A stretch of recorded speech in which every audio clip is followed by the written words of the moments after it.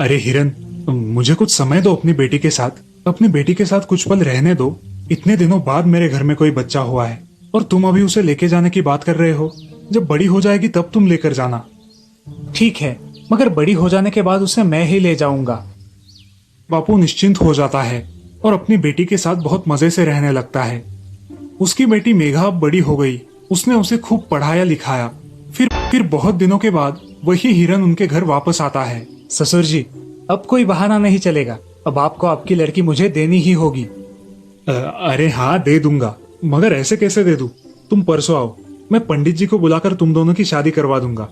बापू अगले ही दिन अपनी लड़की को लेके सुबह सुबह निकल पड़ता है। थककर वो एक जगह बैठ जाते हैं और तभी मेघा की नजर एक सुंदर बाग पर पड़ती है। पिताजी, क्या मैं वो बाग में से कुछ सुंदर फूल लेकर आऊं? बापू बेटी की कोई बात नहीं टालता था। हाँ हाँ जाओ, मगर जल्दी आना फूल लेकर। हाँ पिताजी, जल्द ही लौटूंगी।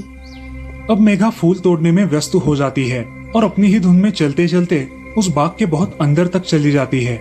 वहाँ उसे एक बड़ी गुफा दिखाई देती है। वो गुफा के अंदर जाती है। गुफा के अंदर उसे एक हिरन दिखाई देता है। अब वो उस हिरन के पीछे पीछे चलने लगती है। ये सब हिरन ने बिछाया हुआ जाल था। अब मेघा हिरन के पीछे पीछे एक राजमहल में चली गई। इधर बापू अपनी लड़की को ढूंढते ही रहे। बहुत समय हो गया, लेकिन उन्हें वो कहीं नहीं मिली। अब उन्हें चिंता होने लगी।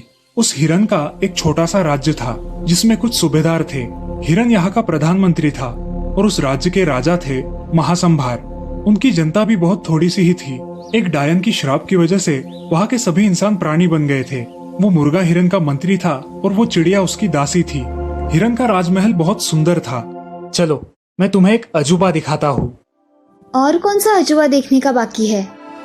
हिरन अपने कपड़े उतारता है और अचानक, तुम तो मनुष्य हो हमारे जैसे। हम आपके जैसे ही है। फर्क सिर्फ इतना है कि हमें 4 पैर है और आपको 2 पैर है। हमारे गांव में एक डायन है। उसके श्राप से हम सारे लोग प्राणियों में परिवर्तित हो गए हैं और जब तक वो जिंदा है तब तक हम लोग ऐसे ही रहेंगे। अब मेघा हिरन के साथ उसी महल में रहने लगी। ऐसे ही एक दिन उनके महल के दरवाजे पर कोई ठकठकाने लगा। बाहर हिरन होगा ये सोचकर मेघा ने दरवाजा खोला। आप कौन है और यहाँ क्यों आई है?